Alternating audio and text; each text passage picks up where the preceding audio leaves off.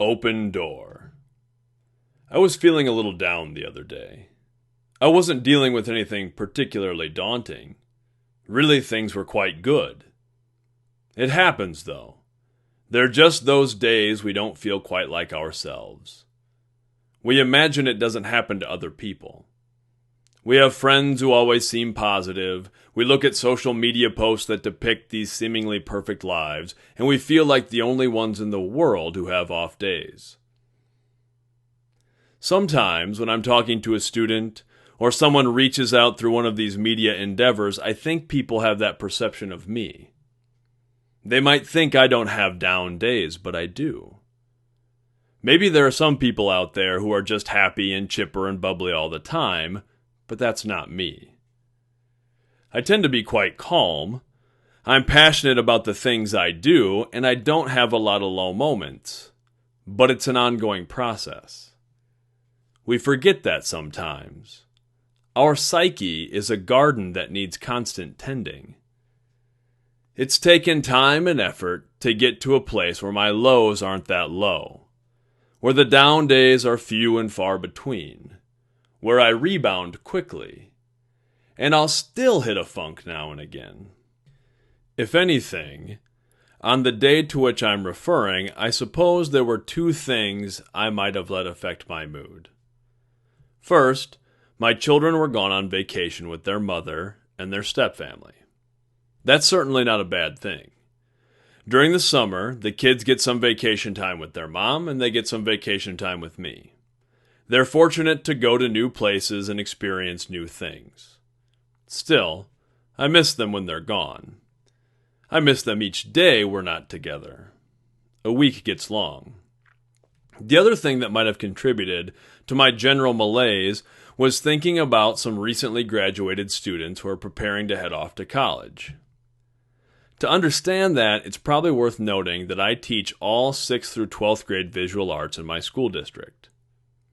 I also teach a high school character and leadership class. I coach middle school and high school sports, and I work with athletes in the weight room year-round. The point is, depending on class schedules and extracurricular activities, I might spend 10, 20, 30 hours a week with some students for several years. My own children get to be around middle school and high school students in the art room before and after school, in the weight room, on the football field, and at track. Those older students sort of adopt my kids and become something of surrogate older siblings. It's a beautiful way to grow up, so far as I'm concerned.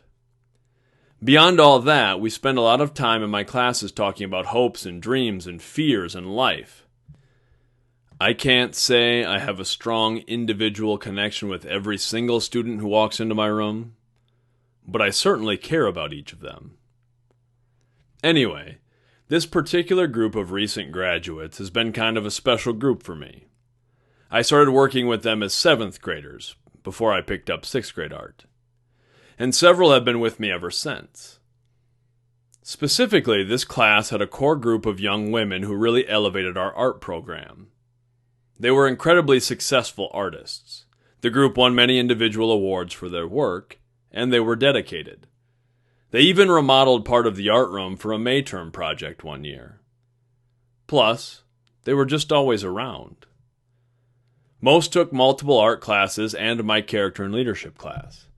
They were in my seminar or homeroom, and a few of them swung by the classroom every morning to start the school day. They've been tremendous role models for my children, especially my daughter. They've thrown little group Christmas parties before winter break. They've hung up pictures to make the art room feel more like home, and we can't forget about the French toast and piñatas. Yep, the group had many a French toast breakfast together, and it became something of a tradition in our homeroom to celebrate any small achievement or milestone with a piñata. We've had a lot of fun together over the years, and we've had some emotional moments too. I've often thought of this group of young ladies as practice daughters. I've been around them through their entire middle school and high school journey. I've been able to watch them grow up in many ways, and I've learned a lot of things that I suspect will help me survive my own daughter when she reaches that stage of her life. For instance, as it turns out, Teenage girls will occasionally get stressed out and cry about things. That's good to know. Even beyond all that, though, some people hold special places in our lives because of the timing of our interactions with them. I started teaching these girls in the fall of 2013. That November, I started facing a series of physical health problems I have written about before. Over the next few years, those students were around while I faced physical pain and illness, while I had numerous hospital visits and tests and procedures and surgeries, when I got divorced and moved houses. They were a part of my life through many challenges. To be clear, I certainly believe in professional boundaries. I love teaching. I hold the profession in high esteem, and I try to dedicate myself to the integrity such a position demands.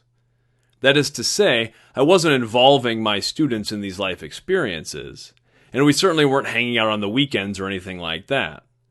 All I'm saying is when I was going through something difficult, I still had, amongst many other wonderful things, a job I love, and students who were positively impacting me. That brings me back to my original point.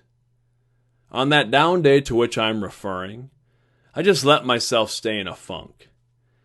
Typically, I'm pretty active from the moment I wake up to the moment I go to bed. I try to immediately set my state of mind for the day. I almost always read a little philosophy as soon as I get up. I often do breathing exercises and meditate. However, the first thing I did that morning was scroll through social media. I'm not really sure why.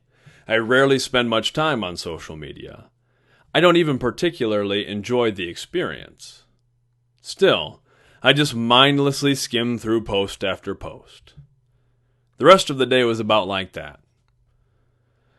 I might have done some trivial little task around the house. Then I'd be 10 rungs down the YouTube ladder, aimlessly clicking away at suggested videos. That happens sometimes too.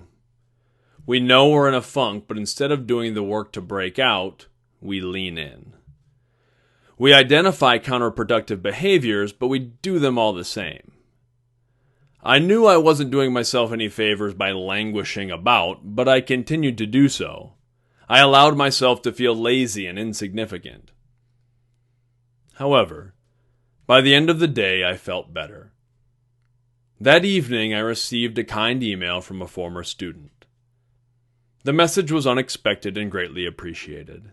It had been a while since I had spent much time working directly with the student who sent the message. And after responding, I realized she was the 5th former student I had heard from that day. The other 4 correspondences weren't quite as unexpected. I had a text from a former football player who will often send me something related to our shared affinity for weightlifting and Rocky movies.